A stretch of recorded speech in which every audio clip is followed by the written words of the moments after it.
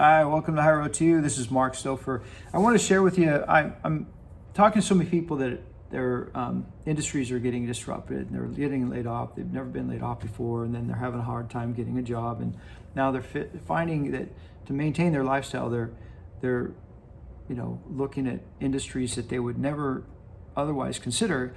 And so it's tough times, really. And I know a lot of business owners, and having gone through different industries and professions, pivoting myself and trying to just keep things afloat. I just remember talking to competitors in the marketing. I was in promotional marketing industry, creating campaigns in the Greater Bay Area, Silicon Valley, and the companies I was working with, it was like a beehive activity. They're expanding, growing, and then most people didn't know they wouldn't have a job in 6 months. And one particular client, I would work with them before they got funded, and then they would go public, and then they would move into these glass and marble high rises downtown San Jose, and you just thought there's no way that this company isn't thriving. And when you go into these companies and you're going floor to floor, and a beehive activity, and there's thousands of people just getting ready to light the network up or whatever the case may be, and not knowing that they wouldn't have a job in 6 months. And I think we do ourselves a disservice when we take on that weight of, presentation that indicates that everything is blue sky and everything's doing well, not just within a company, but within an industry, within, the world economy.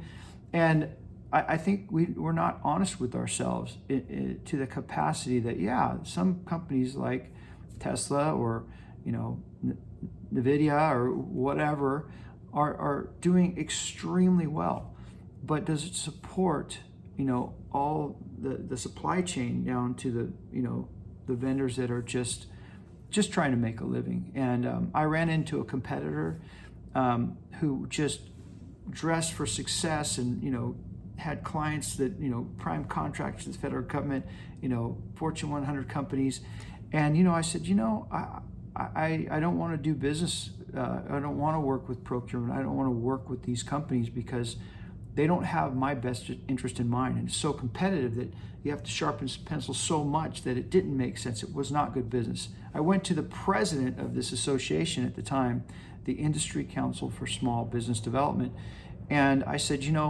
this organization is to support small business, but it's actually undermining small business because they're taking the lowest bid, and those companies are going out of business trying to maintain those contracts.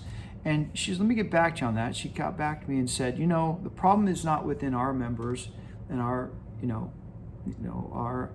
the companies of, prime contractors, federal government, transportation. She said, the problem is within your industries, teaching your members how to do good business. And I thought that was an amazing reply, but ultimately, some of these clients that I said, you could take me off the quote unquote bidders list. You can take me off the vendors list, preferred vendors list. Why? I said, because, I'm working my tail off, jumping through all the hoops, presentations, overnighting samples, things like that. And then I said, it's costing me money. And he says, Mark, for every 100 companies pounding the door down to, take your place, you're one out of 100 that figures that out. And I thought, well, they should all know that prior to going through the efforts of filling out this extensive, vendor application to do business with you. And I would propose too, if you're going to do business with any company, you contact the buyer and say, what's the environment like? I know here's my skill sets. This is what I'm able to do. And, are there any opportunities for me to do business with you? And just ask them straight out before you go through all the hoops and hurdles that, you're just essentially wasting your time. And I remember talking to a competitor, and I said, I'm out. I can't, it just doesn't make sense. And she just almost collapsed. She, because you would think from, the exterior of things and all their presentation material, everything, the way they dress, the way they carry themselves, their presentations, that they were just knocking it out of the park. And it was the furthest from the truth. And so I'm reaching out to anybody that wants to be an entrepreneur. And you understand that, you can't carry this weight and, think that you're doing something wrong when the opportunities weren't there to begin with. And I think that is the least path of resistance, is to talk to your client or potential clients and figure out what opportunities are there, and will it support me in the context of your billing scale and whatever you need to do to create that margin that's going to serve you and sustain you and have good business. But I just saw so much disruption, and walking into companies where they just didn't know they could ever imagine that the stock price was not going to go back up, and that they would work and not see a return on their investment as far as the amount of time they're going to put into that company and that endeavor. So I hope this reaches your heart and your mind, and I will tell you that it was very disheartening. I'm thankful now that I step back and I look at things so much differently, and the value of my time, the quality of my time, creating balanced nutrition, physical and social activity, no matter what, because that gives you the foundation, the resiliency to overcome these challenges if you want to go into business.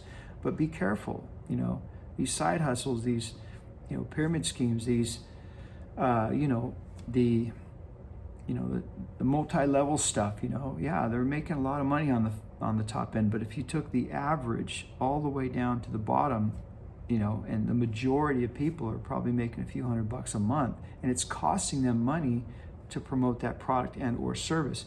And you just got to be true to yourself and not carry that weight that you don't need to carry if you don't know the inner workings of the clock and what's going on behind the scenes. I think that's the biggest thing is what it does to you emotionally, mentally, physically, and that's just something that you have to realize that it's there's a lot of smoke and mirrors out there, and not to take it personal, other than the fact that you have to know that you're going into good business, you're going into good territory, and understand what's coming on the horizon as far as disruption. That is critically important. With that, I hope this reaches your heart and mind. And I'm just seeing a lot of things that are extremely concerning to me. I'm thankful that I can kind of step back and have some security, but I know what it's like firsthand, and I've experienced it, and I just wouldn't wish it on anybody. But you have to see the transparency in it, and that's the most important thing before you invest a lot of time and resources. And with that, I hope this message finds you well.